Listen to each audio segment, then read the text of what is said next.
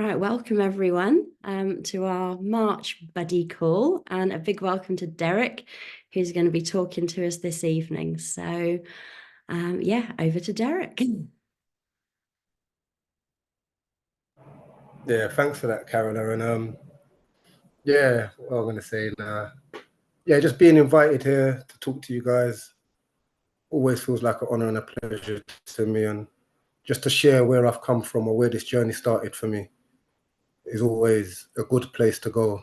Even though in my story, like prison has always been like the worst place for me to go or the worst experience I've ever experienced, but to have this insight or to have an insight for it to bring me where it's brought me, I always love to talk about that area. And even the buddy scheme, what's going on now, like I've collected letters and I've read through quite a few of the packs, and to see that even just a piece of what I've seen can be translated through those buddy schemes and then reinforced through people writing to each other and having a connection with the outside world. Because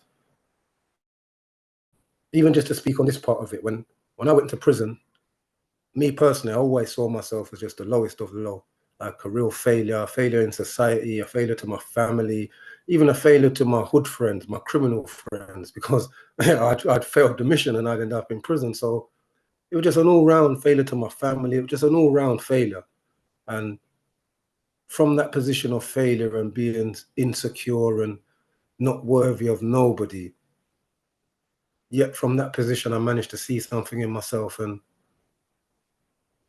not have to elevate myself off of anybody else. Just see something in myself and just follow that one step at a time, with no grand ambitions of 25 steps ahead, because that's how I usually saw life. Always 25 steps ahead. You show me a candle, I'm already thinking about a lighter factory, because I'm already ahead of you, and I don't even know how to make a match, but I'm already thinking about the factory. But I always used to see things as up the road. It has to be done then, never now, because now was always not the right time. And if this journey has taught me anything, it's trying to show me that the right time is the right time for me. That doesn't even make sense like that. But what I'm trying to say is that if I would have stayed with the thinking that I had before, I'd always be waiting for everything to be just right. Even for me to see something about myself, I have to wait for it to be just right. Oh yeah, that sounds cool, but it's no good using it here. I have to wait till I get outside, then I can start using it. No good using it here. Yeah, here's shit. But just to know it can start wherever, and that feeling, and I'm going to talk a lot about the feeling. It's the feeling what brought me everywhere I am. Just knowing that feeling. And even talk a bit about before I got this understanding, when I used to go to the groups, I've been to other groups, always gone there with an intellectual mind and thinking, I know what this person wants, so I'm just going to answer the way that this person wants. And the different thing was, in these groups, in the groups I was in, and even what we talk about, there is no set formula. There is no yes, right or wrong answer, yes, no box. There's just being yourself. And even to know that is what connection is, just being yourself 100% of the time. And I'm talking around the buddy scheme now, but even to know when you're writing letters and you're sharing things, you can share things from the heart. But I know there's certain things that you can't share and you can't say, but just be as close to yourself as you can, as close to yourself as possible. And yeah, like I said, when I was in there, I weren't too much of a letter writer.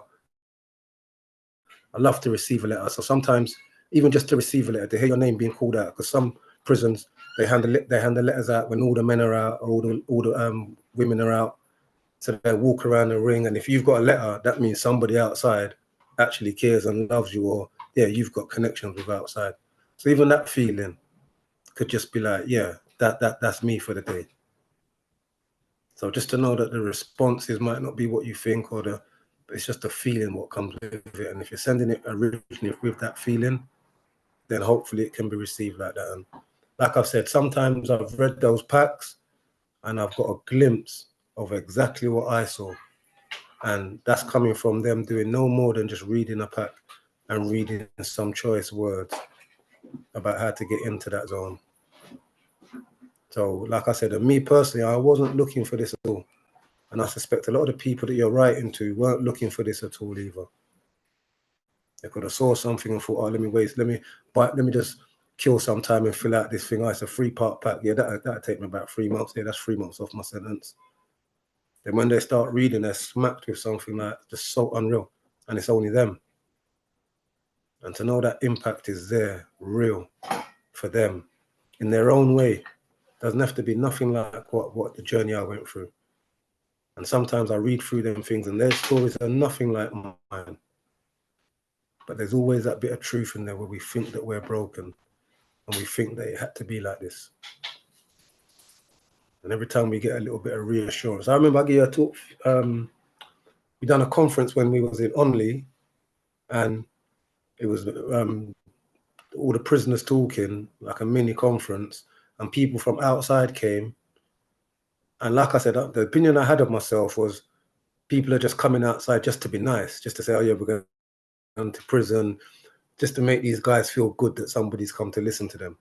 And we came, we spoke, people from outside came, we spoke, and yeah, we just spoke a little bit about how we feel and this feeling that's running through us and what optimism and potential we can see for the future and now. And then when Jacqueline came back with the emails of the responses, I literally couldn't believe what I was reading. People saying, oh, it was amazing, and the guys were this and the guys were that. And to know that members of the public could actually think that about me while I was where I was.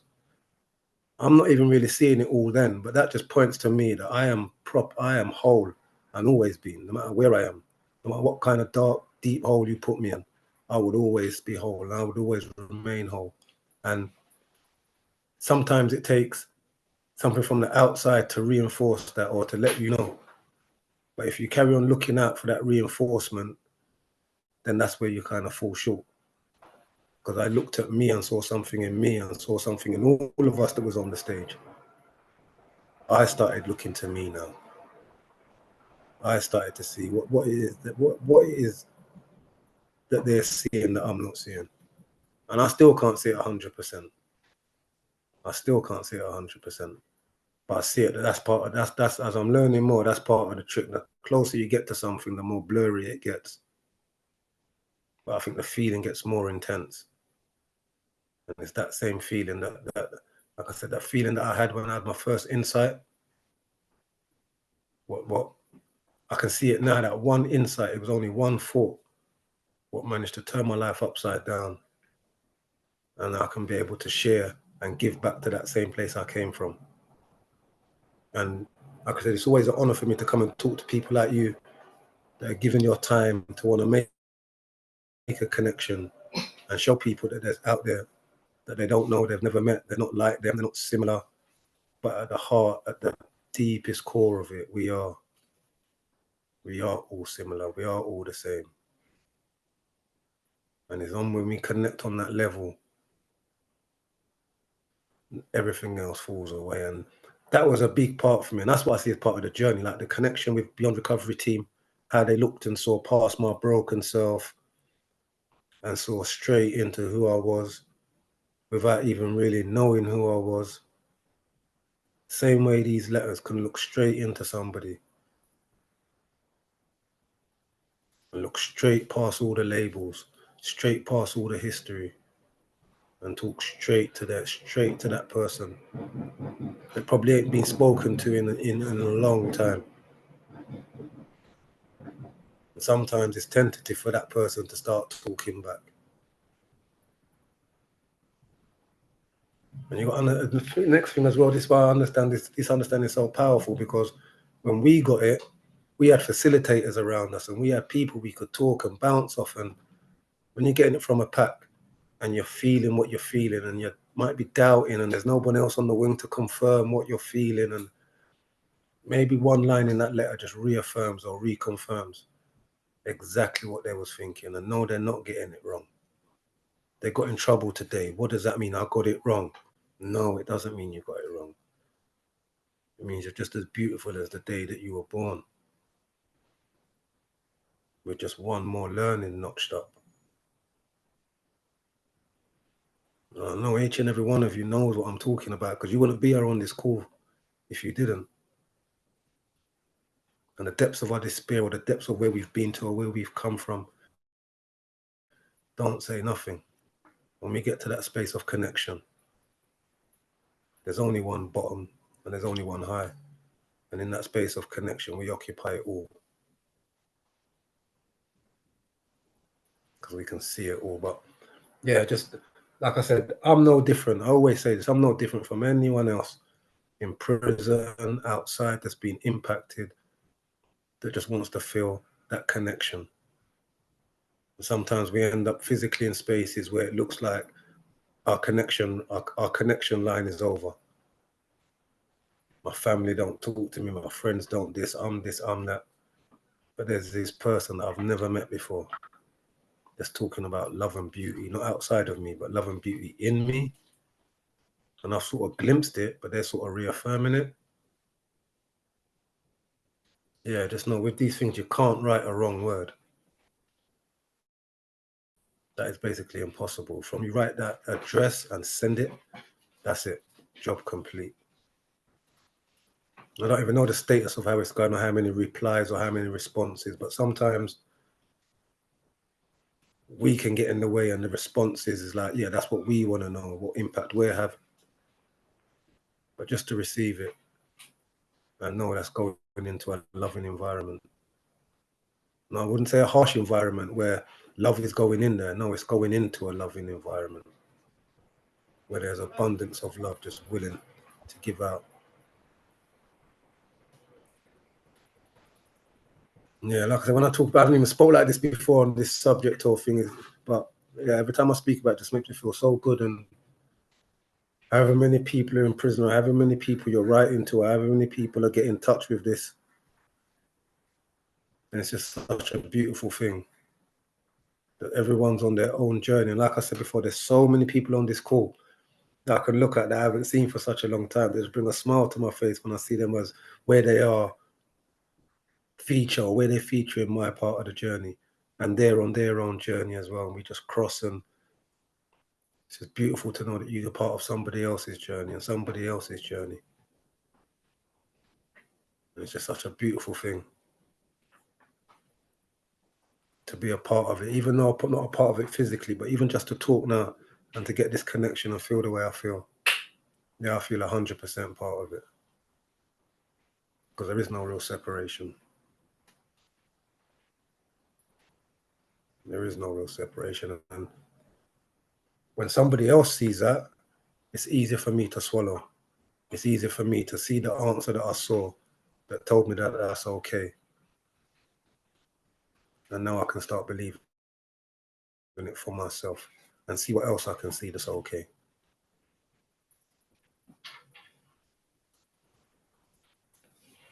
Yeah, I don't know if I went off track or I didn't speak to what you guys think, but I'd love to open it for questions. And if that's all right, Carol, I just open it up for questions and hear what you guys are hearing or thinking.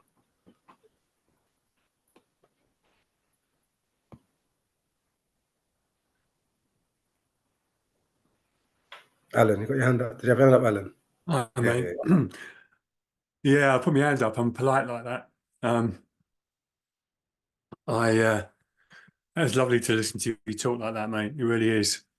And to talk about love going into a loving environment. I've never really heard it said like that before. It rings true as well. However noisy it is in there, it just rings true. What I wanted to ask you was how you came across Beyond Recovery, and whether you intended to kind of get involved, or you know, how all that worked, because I think it's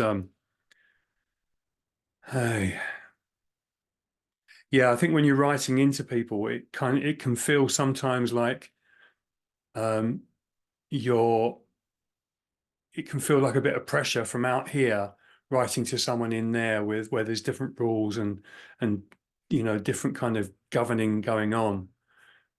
So I just wondered, you know, kind of about the accident of being in the right place at the right time. That's the question. If there's a question in there, then can you answer that, please, mate? Yeah, thanks for that, Al. Yeah, there's a question, and I can see it. You know, it's like how I first got into it. Like I said, I wasn't really looking for it, and the person who got me into it had been impacted so much that it was like okay, I got a little bit intrigued. But then it speaks to the deeper point of being in the right place at the right time and sort of seeing that for myself and seeing the little junctures at where I could have easily have said, no, not interested, no, don't bother. But then in hindsight, looking back and saying, wow, they were the key points where my thinking was leaning me into where I should be. And to know that if somebody's requested a letter or somebody's asked to be written to, or you got that relationship where you're writing to somebody, then I don't know what that other side has done or where they've got to get to where they've got to. I just know that it speaks to me that I was in the right place at the right time, and something featured in my head to say, yes, I'll accept this, and I'll start writing to this person. And that's about as far as it goes. I'm fulfilling my part of being where I need to be in my moment. And the other person just has to do the rest, because I'm sure the person who badgered me, as I've told before, he saw me when I come onto the wing, started talking to me. Next day, I've gone into the shower, having a shower. I've looked across, he's in the corner cubicle, got me trapped, telling me all about the three principles for 15 to 20 minutes. And I'm thinking, oh, I just want to get out of here. But it all spit. And then a day later or 2 days later, I'm walking up the stairs. He's walking down the stairs with Jacqueline. He points me out with his big finger and says, there's one of them. He wants to do the program. And I'm thinking, oh, and I'm sure Dave, the guy that I introduced me, never had no pressure on his head thinking, oh, I'm pressuring this guy too much. Oh, I should just leave him. I'm glad that he done what he done and he showed up the way that he showed up. So if I know that I'm doing the same in reverse for somebody, then unless they physically tell me, do you know what? No, leave me. I said, leave me alone. Then I'm just sending it on that same wave of love that originally drew me to say yes. And that sort of pressure, because I ain't gonna lie out, because I'm speaking from my space, because I tried to do the buddy scheme and I sort of struggled to write, to see what to write, and am I being too open and am I being too, but it's about just knowing that without me in the way, I could probably open up and write some beautiful stuff. But it's just about knowing that, yeah, I'm in the right place at the right time, even if I'm writing a letter. And the ones that I have written or the ones I did write came out so beautiful. Because just for that fraction of a space, I was out of my way. Yeah, so that's. I hope I've answered your question, Al. Thanks, brother. Yeah, that's a really lovely answer. Thanks. Is it Emma or Alfie? You hand up first, Alfie. Good to see you, Alfie, as well. Yeah, Alfie. Oh, what a warm feeling seeing that happy face. Oh, it's like, yeah, like seeing a long lost brother. Yeah, I'm curious, like, well, two things popped out for me. One was like, I guess like you guys, being in the groups and stuff, you kind of knew who else was in the groups. So I guess you might have had the chance to chat, you know what I mean? Chat to each other out with the groups, or at least kind of have the feeling like that person knows where this is coming from. And kind of made me wonder, like, with the guys now that are, maybe requesting a pack and they've got a buddy, and like you say, it's a bit more isolated. And I maybe wonder, like, is there a way that people, I don't think you can answer this, but it was just kind of popped up, was like, made me just wonder, like, is there a way that people can find that same connection with people that have been doing beyond recovery stuff, and like, and feel kind of like, because that, almost takes like a sense of feeling that worth inside to kind of dare to like go up and make that connection, like, oh, and start discussing the stuff together, So that just came up as a curiosity. And then my other thing I noticed when I was like reading buddy letters and stuff is like, I have no idea what a day in prison looks like. Do you get outside? Do you, I don't know, do you have access to books? Do you, and so I was just like really it's such a basic question, but I just feel like it would be nice to just inform myself of the reality of what someone's day might look like, kind of in a practical way. And yeah, I don't know if that seems like a useful thing to anybody else, but No, the two. No, thank you, Alfie. I can speak to both of them. That was two beautiful things. So the first one now, so that is actually a really good point you raised, Alfie, because I don't think, I don't know, I don't want to be speculating, but I don't think if I was in that place by myself and I was getting one-to-one lessons from the Beyond Recovery team, I would have come out of that room and I probably wouldn't have spoke a word about what I saw in that room by myself. I probably would have hustled off back to my cell. Yeah. The only person who might have seen a difference was the people I was speaking to outside, because I wouldn't have felt brave enough to share it with people that weren't like-minded, and I'm the one that has to crack the nut to get them interested. But when I got impacted, I had 3 people on my wing that had been impacted, so I could bounce ideas off of them, and it kind of reinforced that what was going on in that room kind of could happen outside the room. Like, whoa, what the fuck? You for real? Like, wow. And then, so to know that a lot of times, this is how we think in isolation. I would probably be receiving a letter and thinking, oh, I've been impacted by this booklet. Oh, it's probably only me. It's probably only me. It's probably only me. But who knows if you might have 2 more people on a wing over there that's been impacted. That'd be a really good thing just to know, to say a little connection. And then, like you said, I don't look like you, I haven't got the same history as you, but you know what? It's such a good connection there. And how did we? And that is, again, knowing that just being in the right place at the right time, because that could be what somebody needs just in that moment. Just when they're starting to think, oh, the pressures of everything else is getting to me, I found a connection with somebody else in the same place as me. Wow. So there's more. There must be more. The 2 of us can, just to foster that feeling of like, yeah, not alone. Because even though it's great having this feeling and having a glimpse of this understanding, but there's an extension of that, is by having somebody in front of you that's also had that understanding and had that glimpse. And you look at each other and it reinforces. That person's looking at you like you are not broken. And you're looking at them through a lens of, I understand you now. That connection that comes on so many different levels is an important thing. And yeah, like I said, that's not, I don't know if that can work or that can happen, but that sounds like such a beautiful idea as an extension to just having letters and just seeing who else might be on the same page as me. I think that's brilliant. I just add a You're little going to say something, Carola? Yeah, I'll just add a little bit to that, Derrick. So it's a brilliant idea, Alfie.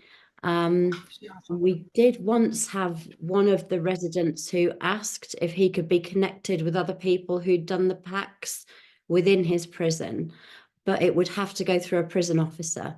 We could not be telling prisoners the names of other prisoners because we don't know what restrictions there are, who's allowed to mix and everything. So we did try and arrange that once for someone. He sent me the name of a prison officer. We got in touch to see if they could arrange, but nothing really came of it.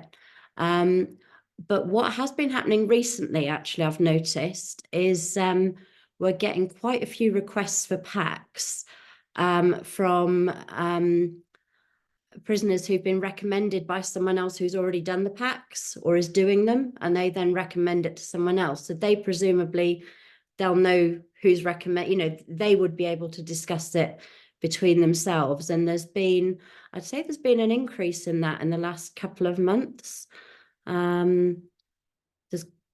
Because most residents would find us generally through reading Jacqueline's articles in Inside Times, which, they'd like the article, they'd like what it's about. And at the bottom it says, if you want our distance learning pack, write to Beyond Recovery.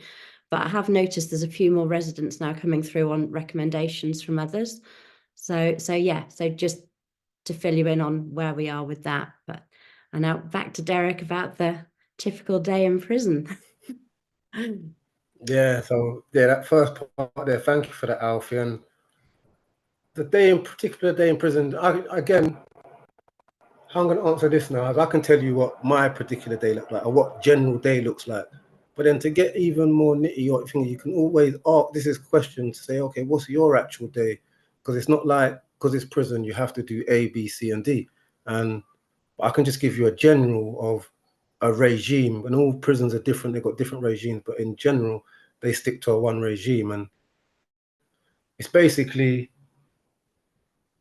around 6 o'clock. This is how my day starts. 6 o'clock, whether I'm sleeping in a deep sleep, went to bed late last night, or it doesn't matter. 6 o'clock, you hear the keys from the officer. I was going to say screw, but I don't use that terminology anymore. From the officer coming onto the wing, you hear his keys. Then about 8 o'clock, around 8 o'clock, they open the doors for people to get their coffees, breakfast, tea, hot water, just mill around, pot around, get a shower if they want. Then around 9 o'clock, they call roll call, where everybody has to go to work. And this is what I'm saying, everyone's work's different. Some people go to education, some people go to works around the prison, like fixing stuff around the prison. And some people just stay on the wing as a cleaner or on the servery, which is serving the food. And those are generally seen as good jobs, servery and cleaner jobs, because you don't go off the wing, you stay on the wing all the time. You know everybody on the wing. If there's anything you need to get, you're always available to get it. Going to work, people go to work in various different jobs around the prison, and kitchen is like the best paid job, usually the best paid job, working in the kitchen. You get to eat food, it's a perky job, and you stay over there for most of the day, and you work weekends, which is when they usually give you a cooked breakfast on a Saturday or a Sunday morning. I used to love my Saturday or Sunday morning breakfasts, but that's me digressing. But then So people get, it's my opinion when I was there. so people get paid, you get paid for working. Yeah, go on, Alf. You get paid for working. Yeah. And like, and when you say have breakfast, everyone like goes to the canteen for breakfast. Do they like kind of, or is it sort of like people have their own food, or it's like really interesting, kind of just having Wow, no yeah. You know what? control of Yeah. That's funny, Alfie, because I'm talking. Yeah, I remember when we was on A Wing together. No. Oh, can you not hear me? Yeah. Breakfast. Sorry about that. Yeah, breakfast is basically they give you bread in prison. So when you get your meals, at one point, 2 meals of the day, they just put down a crate of bread. So everybody can pick up a loaf of bread and take it back to their cell. You can take 2 if you want. And then in the morning time, you go, they'll have toasters out. You can go, they give you little jam and butter packs where you can butter your toast and jam for it. They give you cereal packs and a little mini carton of milk. And for the week, they'll give you like 7 of each. And the bread is free. So breakfast is basically, if you want to make breakfast, you make your own breakfast. Queue up for the toaster, put your toast in. If you want to make your cornflakes, you can make that before they let you out, because you've got a bowl in your cell, you just make that. But yeah, they generally let you out your cell to get access to the toaster, mill around and get tea and coffee or get a shower. So that is what breakfast is. Long time ago, they used to actually serve breakfast as a meal behind the servery, but they stopped that a long time ago and just give you prison packs, which like consist of sugar, milk, jam, butter, and cereal. The little mini, like the little mini cereal packs. Yeah, they give you one of those, and that's what you'll have for. But it's called a breakfast pack. I nearly forgot the name of it. Yeah, it's called a breakfast pack, and they give you those. And if you want breakfast, you'll have that in the morning, and you get paid. So prison's got a structure. All jobs worth certain money. So kitchens are like one of the best paid jobs in the prison. I don't know now, but then it was roughly about, say, £12 an hour. I mean, £12 a week. Sorry, £12 a week. I say again, £12 a week. Yeah, and that is a relatively good job. Education is minimum wage.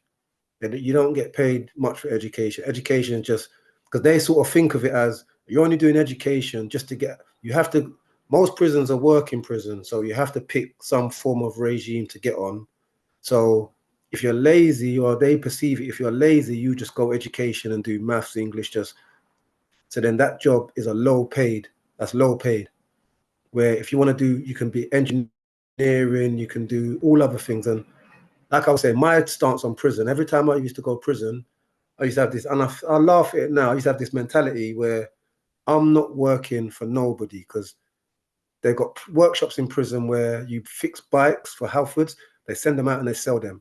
You make little panels, they send them to DeWalt and they sell them. There's so many things in there what they sell and make money off of you.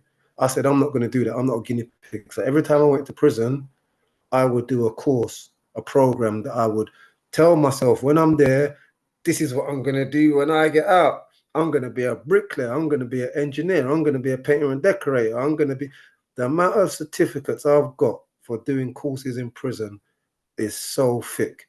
But I told myself, yeah, I have to make use of my time while I was there. That's why I always done education. But yeah, people pick different things according to what they want to do or the money that they want to earn.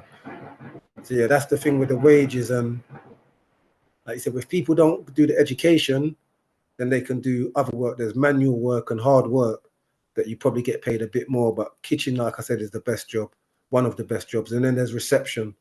And all of these jobs, before I got this understanding, I would not have a hell in high chance of getting these jobs. But I got sacked from the kitchen, which is why if I didn't get sacked from the kitchen, I wouldn't have been able to do the Beyond Recovery course, because I would have got a DCAT. The reason I didn't get my DCAT was because I got caught stealing spices from the kitchen, which I was cussing and fuming for. But then when I worked out the dates, I said, oh, if I never steal that, I would have got shipped to a DCAT prison and I never would have bumped into Beyond Recovery. Wow. Wow. Wow. Who wants to go to DCAT? Not me. Not me. But yeah, and it's only afterwards when I worked that out that something that I'd done that I was upset about, again, just led me to wherever it is I needed to be. So like when I got this understanding, after that I got a red band, and a red band is when they give you a red band that goes around your arm and you can walk around the prison unassisted. So all you have to do is get to a gate, an officer will see you, he'll ask you where you're going, and he'll open the gate for you and let you off in that direction until you get to the next gate, wait for another officer. Yeah, I got that job doing that. And I was like, me, how did I get that? And then when I did eventually get my DCAT, an officer came to me 3 days before I was leaving and said he wanted me to work in reception. And reception is like the best job in the prison, bar none. Because that's the job where anything that comes into reception that they don't want, they just give it to the reception orderly. Any clothes that come in, anything that comes in, the reception orderly gets it. And they offered me the job, and I had to say to him, no, I'm going DCAT in 3 days' time. So I had to turn it down. But it was just to know that those things happen and those things can happen. So even to say in prison, there's little structures and hierarchy of jobs and what you're doing and where you're at in your stage of what you're doing. So yeah, that's the day to day. And they give you this is something else that used to stick in my head. So they feed you at 12 o'clock. Is lunch, your first meal is like 12 o'clock. You come back from work about 11:15, 11:30. They feed you, they lock you up about 12:15 until 2 o'clock. All prisons do that. They lock up from 12 till 2, and it's just quiet where most people sleep. Then you go back to work in the afternoon from maybe 2 until 4:30. Then you come back, they feed you again, and then that's it. They probably after they feed you, they probably leave you out for about an hour, 2 hours. That's called association or soch.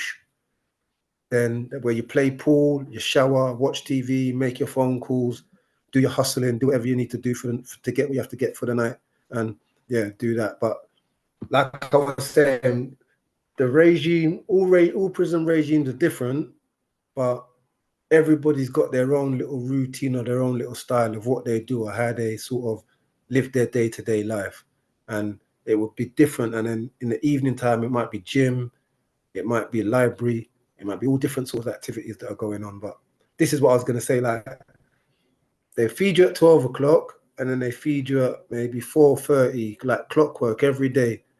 I remember that anytime I've been out for the first week, 2 weeks, come 12 o'clock, my brain is just thinking, oh, I'll be getting fed right now. Come 4:30, oh, I'll be doing this right now. Come 2 o'clock, oh, I'll be doing this right now. And that clock is still on my head for at least 3 weeks after. I'll be watching like the news and it'll be like, do that time. I'll be like, oh, I'll be doing this right. Oh, imagine I'll be walking across to the thing right now and I'll be doing this. That routine is kind of sinks into them or sinks into us. So yeah, whatever that's why I said when you said it, their day to day. I can tell you what a day to day is in general, but to ask somebody what a day to day is, you could ask two different people and they're in the same wing and they've got two totally different day to days, totally different. You're thinking like, wow, you do quite a bit.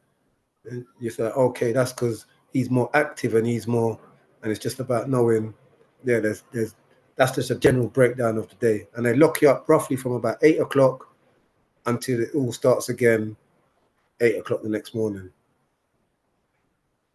Is that all right? Was anything more specific you wanted to know, Alf? I'm happy to speak about it. That's great. Thank you. I mean, I could probably talk to you for a week about it, but that's great because other people have got questions as well. So I find just great to have that. Derrick, for anybody who doesn't understand, can you tell them what DCAT is? Yeah, again, thanks for that, Wendy. Good to see you as well, Wendy. Yeah. Yeah, DCAT is, you've got all different categories of prisons. They go from ACAT, which is like the top security, high security, long-term prisons. Then you've got BCAT, which is just one under that, which is a lot of long-term prisoners, people that are in long-term sentences. Then you've got CCAT prisons, which are mainly for middle-ranging prisoners, mid to non-violent prisoners serving up to a certain sentence. And that's what Only was. That's what I was at, a CCAT. And I wanted to get down a level to a DCAT. So DCAT is basically an open prison where you're not in a cell, you're in a room, you've got your own key to your room, you can walk around the grounds, there's no gates, there's no fences, you could just walk off home if you wanted to. But there's officers there, but yeah, the bars are more invisible in them place there because they put a more stricter regime on you to instill the discipline, and yeah, you're just close to getting out, so you have to show that you've got that level of discipline. But as soon as I got to Only, that was my mission, just to get out of here and get to a DCAT. I just want to get to a DCAT. Then I can come out at the weekends, I can start to see my family, I can start to normalize my life a little bit more than just being locked up in a cell with no visits and just a hard regime. The same regime I just told you about in open prison, it's got something similar, but at the end of the evening, you can just walk around the grounds, go for a jog around the prison, play pool, play sports until late in the evening, all out and about. So there's a lot more perks there, and that's what I was aspiring to when I went on Beyond Recovery, because someone told me that doing a course like that ticks a box and tells the authorities that, yeah, he's trying to make a difference in his life. Yeah, let's send him off to DCAT. Such a good boy. But when I got to Beyond Recovery, yeah, I've discovered, I always say there's something much more beautiful than DCAT. DCAT would only last for as long as I'm incarcerated. I found something that lasts forever. And yeah, I found that eternal stuff, man. That makes DCAT look like, yeah, it's just so amazing what we can look for and say, yeah, this is what I want, and life isn't perfect unless I get this. And then you just get thrown the most amazing curveball. And that's what I feel happened to me. Yeah, thanks for that, Wendy. And you know what, you and Alfie both sort of showed me that I might say things and I'm running, not knowing that, yeah, you lot might not know exactly what I'm talking about. So always correct me on that or ask for clarification if you're not too sure. But thanks for that, Wendy. Is that Susie? You got a question, Susie?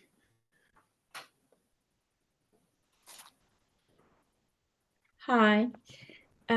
It's so lovely listening to you. It just gives me a really nice feeling, and thank you very much for sharing all of this. It's really helpful. How about that time between, is it like 8 p.m. till 8 a.m. you're actually in the cell? Is that what you said? So do you have access to books and stuff? Like, what can you do in that? Do you have stuff you can do in that period? What does that look like, that aspect? Yeah, thank you for that, Sue. That's another good question. That's an extension, basically, what happens at night when you're basically in your cell and you got a TV, which was my mainstay of entertainment, was a TV. Maybe you'll have a Xbox, what you can play games on, and you can also watch DVDs on it. So that's another entertainment factor. And books are a big thing. If you're into reading, you can always go to the library and get books, and you can always get access to books. But yeah, for me, this might shock you again. In the evening, I try to normalize my regime. So I'd eat my food from the prison canteen, from the prison servery, and then do whatever I'm doing, play pool, table tennis, have a shower. Then when I go back to my bed, remember, it's when I go back to my cell, it's like 7 o'clock, 8 o'clock. And they're telling you, go to your bed. And I'm like a 46-year-old man, they're telling me go to bed at 8 o'clock. It's like, what the hell? So I all right, I've made my plans. I've got a couple of tins of tuna. I'll maybe cook some food, watch a little show, watch some show, whatever shows on TV, get into a regime away from the soaps, because I don't do soaps, but get into a regime of whatever. You sort of know what's on TV on a certain day. So you're sort of happy when it's a Thursday because one of your favorite shows on. And yeah, so when that's on, I'll be cooking. I cook in a kettle, which is like you chop up onions, you put them in the kettle, get the tuna, put some seasoning in, and do it like that. So that was my little thing, and just stay in. And again, it speaks to your people's mental health and well-being to know, yeah, you're actually in a little cell, but you're managing to cook up a food and cook up a meal. And at the end of it, if there's two as you're in the cell, then you cook up the nice food and you eat it, and it's like, wow, this actually tastes kind of okay. And you sit there watching, it's 9 o'clock, yep, favorite show's about to come on, feet up, yep, let me have a nice eat. And it's not every day you can live good like that, but when my evening is ending like that, then it feels kind of good. And yeah, I'll just sit down, watch TV. I'm a TV junkie in them places. I'll just sit down, watch TV till 2 o'clock in the morning, 1 o'clock in the morning, and then just start all over again. But because I'm different, those were my times. I used to enjoy my own company, if that makes sense. So the times when my doors are locked, I used to feel no pressure, no stress, because it was stressful for me. I'll tell you what's stressful for me: when Saturday morning, they come round when there's no work on Saturday. So the Saturday regime is different from the week regime. Saturday regime is just, usually most prisons is, if you're out in the morning on Saturday, they lock you up in the afternoon on Saturday, and they let you out in the afternoon on Sunday. So from Saturday afternoon right through till Sunday afternoon, you're locked up. And then the alternate week, you'll be out in the Saturday afternoon, and then you'll be out Sunday morning. And each weekend alternates from morning regime to afternoon regime. So on Saturday, they just generally come around. If you're a morning regime, they'll come around and open all the doors. And that's when I felt the pressure. Because now I felt the pressure of I have to go out, I have to socialize, I have to make it look like I've got friends, I have to make it look like I want to talk to people. And I don't want to talk to nobody. I probably just want to lie on my bed and watch this boring show that's on TV. But I don't want nobody to come to my door and see me doing that. Because you can't see me sitting down watching a boring show on TV and life is happening out here. This guy's funny. No, we need to bully him. Why are you doing that? So because I was conscious of that, as they open the door on Saturday, I would either lock my door and go in bed and think, hope nobody comes to my door, or I unlock my door and walk around the wing like I'm doing something, like I'm making myself busy. But like I said, everyone does their own thing. I love my own company. My own company, lock me up, I've gone clear. I'm amazing. A kettle, couple of onions, and 4 tins of tuna, yeah, and a bag of rice, I've gone clear. So, but that's just me personally. I know there's so many people that run away. there's a thing called bang up. See, like when they call for they'll say like, right, 8 o'clock, everyone behind your doors, and the wing would flood with officers, and they'll just gently yeah, what cell are you in? Yeah, go on and usher you to your door. It's at that time you see people that's been sitting around scratching their ass for the past 2 hours, jump up and like, oh, I gotta get this, I gotta get that.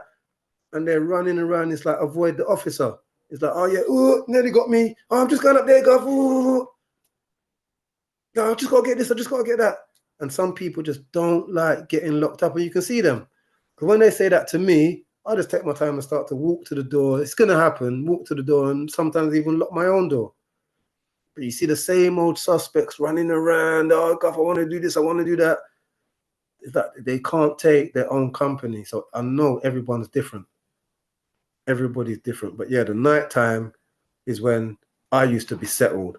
But I know a lot of people for nighttime, that's a time when they're with their own thinking. Yeah, so yeah, it's all. But there's access to a lot of entertainment stuff like TV, books, even to talk to each other through the windows and stuff, to entertain yourself like that. But yeah, nighttime, for some people it can be good. For some people, it's kind of a bit too much time. Because there's a trend. I'll just say this quickly. There's a trend for younger people like to be in double bang up, which is that's two in a cell. Younger people feel that, oh yeah, I feel more secure when there's 2 of them together. Older people prefer single bang up. I just want my own company. I can't have somebody that scratching his ass over my head every morning and doing, yeah, I'm just past that. But younger people, they tend to say, yeah, they need that connection. I hope that's answered your question, Susie. Do you get to choose?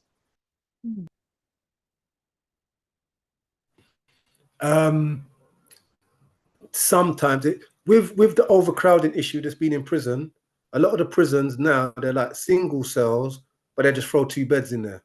So a lot of them are double when they're not meant to be, and you can't really get to choose.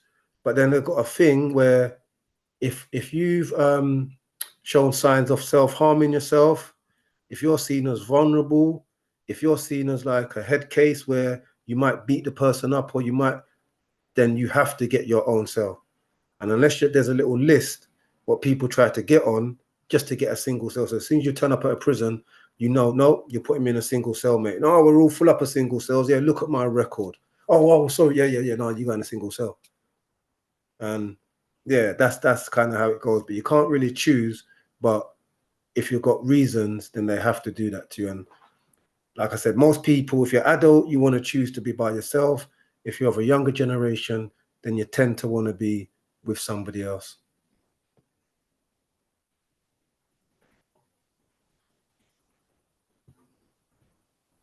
Can I ask something, Derrick, please? Yes, Wendy. Both the prisoners that I write to, I just want to gain some understanding. They both talk about feeling insecure, violence, being mugged off by other prisoners, by prison officers, by the prison system. Can you talk a little bit about that, please, so that I can gain some understanding what that's like for them? You know, when you say like being mugged off by everybody, or being, That's what they're saying. Yeah.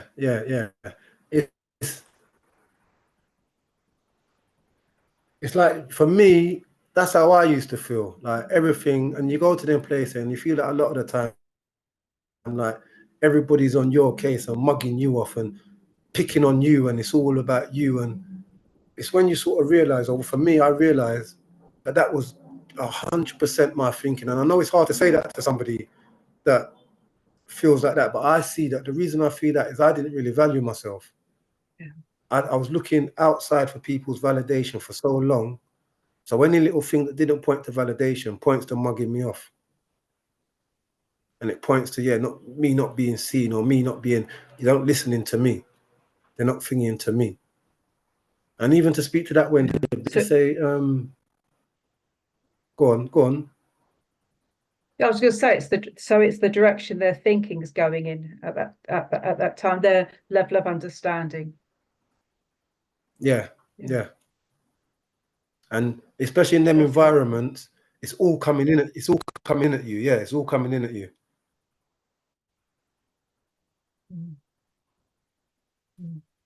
Okay. Thank you for that, Wendy. Yeah, that's good. That's good. Thanks. Hi, Emma. Oh, hello. Is there a stigma with like between prisoners with regards to mental health? Like, because obviously there's still a stigma in society with mental health and talking about mental health and being vulnerable and stuff. So is that enhanced when you're in prison? Because I don't know, but from what I've seen from like very stereotypical shows and films and stuff, that it's a lot of hard people and like it can be a scary situation. So is there like tension there, and is there like issues with people opening up about their mental health, or is it that everyone is kind of so vulnerable because they are all stuck together that everyone kind of like is stuck in it together kind of thing? Yeah, do you know what I get from what you're asking me, Emma? See, mental health, even out here, mental health is seen as this thing that's like stigma or us and them, or even in there, it's a bit more rigid and a bit more, let's say, olden days, archaic, where you cannot have mental health issues and be a respected person in there, basically, if that makes sense. It's like for one or the other, because you get the extreme. So if you've got mental health issues, you usually see that person picking butts off the floor, walking around with hardly any clothes or not taking care of themselves. That is mental health issues. So now with all of what's happening and how the way society is really starting to view mental health issues, it's not really sinking in there. So I wouldn't want to go there and say, yeah, I've got mental health issues because I've got this, because the mental health doctors walk around in different kind of clothes. So if they come into your cell, everybody knows he's one of those. He's a target. Nobody wants to be a target. So mental health in there is so two-sided. Like you have to put on that mask and put on that thing, whatever emotions that you're feeling, they don't count. All that counts is me holding up this mask and trying to look like the man standing next to me. And I don't know that the next man standing next to me is shitting himself just as much as I am. I'm not dropping his mask because he's got something about himself that he don't want anyone to see. And he's just following the man to his left. And he doesn't know the man to his left is doing exactly the same thing. And I sort of realized when I sort of looked into, I said, when I've looked into prison, everybody's in there feeling from that exact same space of insecurity, but we all had our little masks on, thinking I can't let anybody see what's going on. And just to know that changes individually, because I didn't have to run out around on the wing and tell everybody that I am pure love and I am whole and I'm feeling great. That happened inside me. And that's all that I needed to happen. That's all that I needed to happen. And then I could recognize what I saw as mental health issues or what I saw as where I wasn't showing up in a too great a space. And I could talk about it. I could talk about it because I could see that it wasn't two-sided anymore. You can have mental health issues and you can still be whole and complete. It's just the thinking that's coming through us at the time. And I've seen through so much of that and what they would label as an issue or not label as an issue. And I say, I used to do that. I have that. What? I've got that as well then. I was just thinking that I used to occupy at the time. But to get back to your point, Emma, in them places there, the mental health or mental wellness issue, for something like this speaks to it on such a volume, on so many different levels. On so many, because something I used to say is when you feel good, you do good. And if you just feel that good and you know that you're whole and you know that you're okay, Not to say, yeah, stop whatever medication and yeah, I'm running around. No, it's just about knowing that wholeness that I'm looking for originates from me. It originates from me. So yeah, I don't know if I've gone off track from your question, Emma. No, that answers that. Yeah, did that answer what you was asking? Yeah, I mean, did you? Yeah, you know, it does. But when you got this understanding in prison, was it something that like you shared openly with people, or was it kind of secretive, like just for you to kind of look into yourself, or did you feel too scared to kind of like share that you'd seen something, you know, because of the stigma of making you a target or being vulnerable or anything? Yeah, now that's a good question, Emma, because that in actual fact, when that played out, that shocked me, because like I said, there was about 3 of us on the wing that had been impacted. There was 3 people on the wing that had been impacted deeper than me. So when we'd have the meetings on our wing, and then the other people on the meeting would go off to their other wings, and 3 of us would stay on our wing. And I would ask these people, I'll be thinking, I'll be saying, oh, what's this about that? Oh, so our thoughts, what are we meant to do with thinking then? And they'll talk. When we'll be talking about it, we'll just be in the feeling. The next thing you know, some guy will just stand up there randomly with his plate in his hand, like waiting for his food. He'll just come and stand next to us. And he'll be like, what's that you talking about?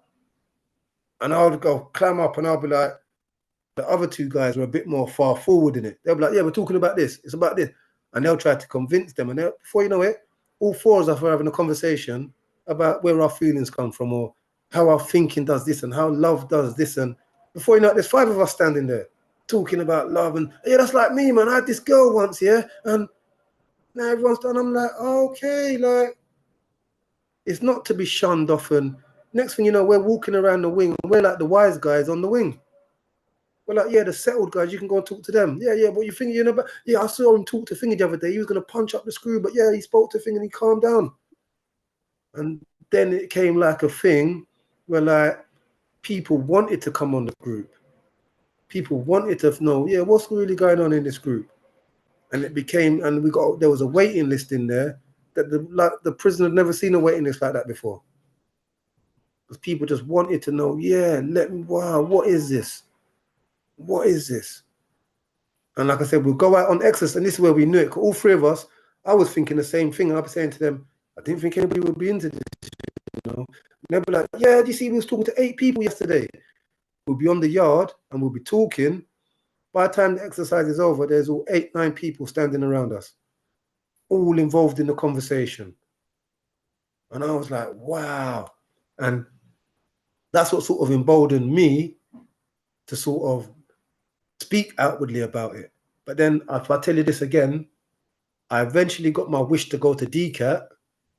So when I got my wish to go to DCAT, I went off, toddled off to DCAT. Not one person was in that DCAT prison that had any understanding of the 3 principles. Did I so much as mention the word 3 principles when I was in that prison? Hell no. I don't think I mentioned it once.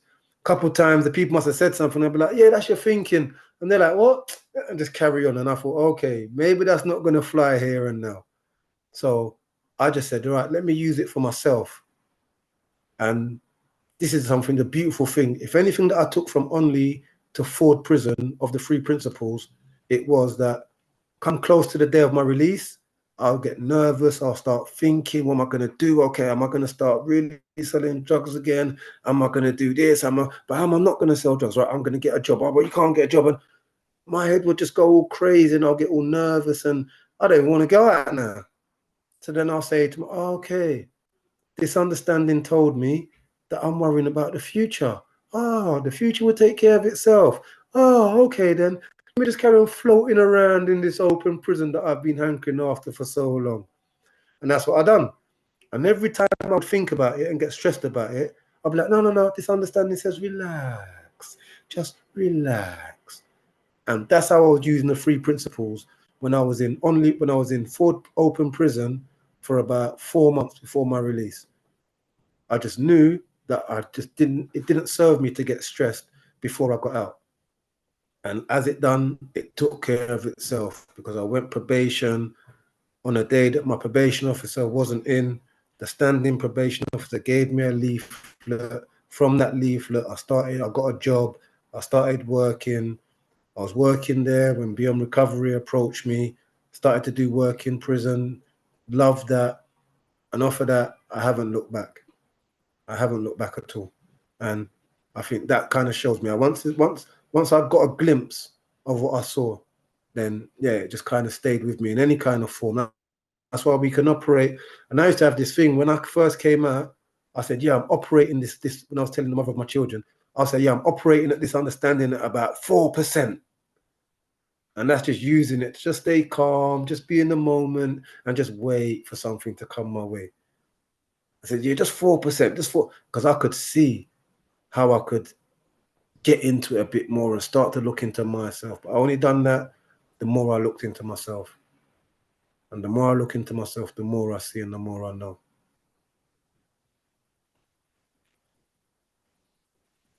Yeah, so your question to that, Emma, when I was faced with a place where nobody had the understanding, I wasn't brave enough to talk about it. But I don't think I was talking like I was talking now.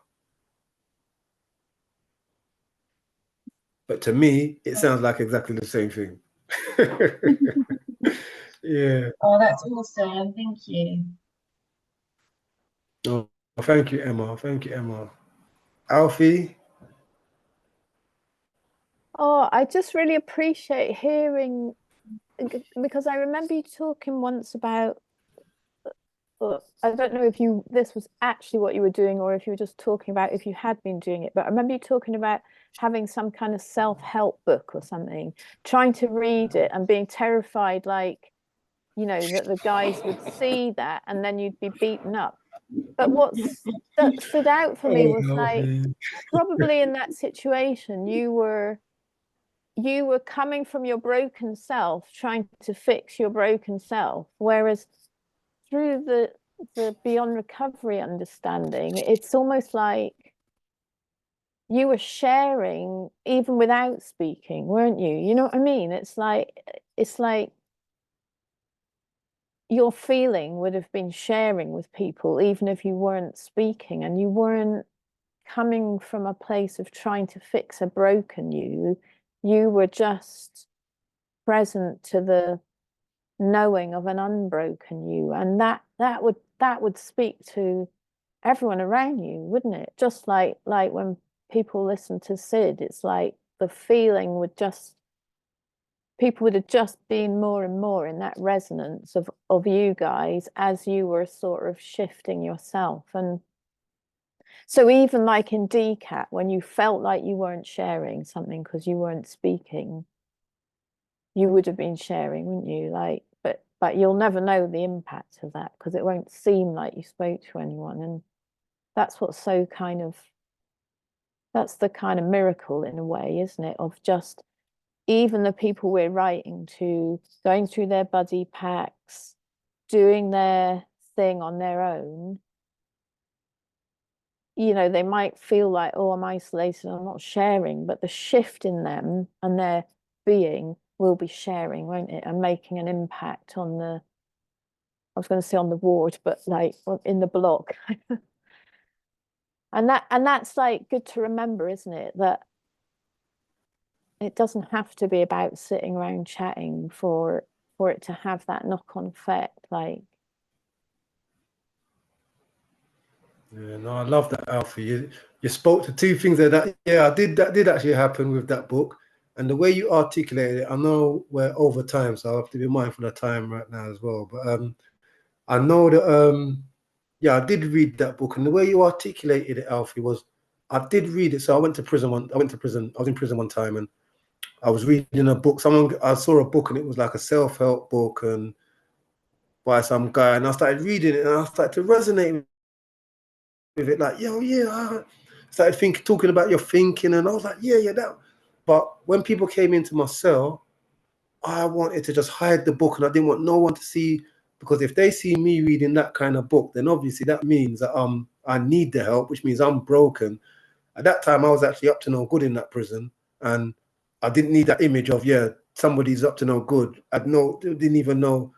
I think the title was the book was like How to Improve Yourself thing or something like that, and that just got me frightened. and it made me think people would then see who I really was.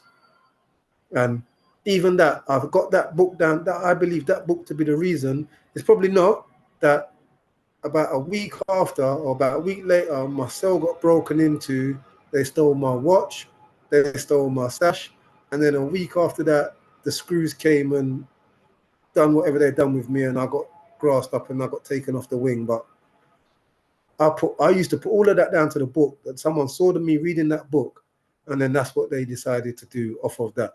Now, whether that's true, it doesn't even make no sense. But how you articulated, Alfie, was so beautiful, because one change that I did realize when I went forward, my regular crowd of people, what I would usually gravitate to, subtly shifted.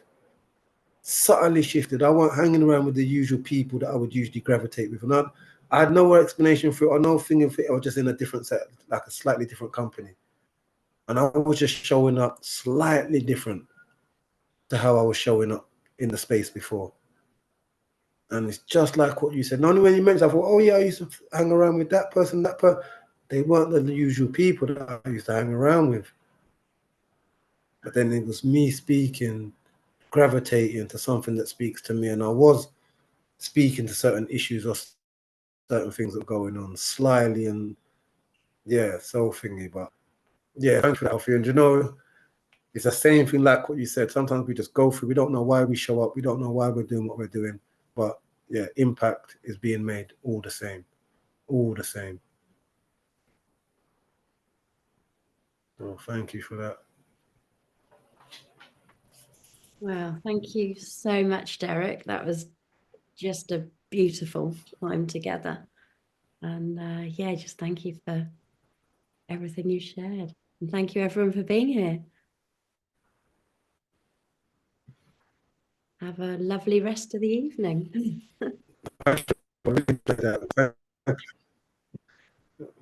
Thank you all for your questions and your participation. Thanks, Love Derrick. you again. Thanks, everyone.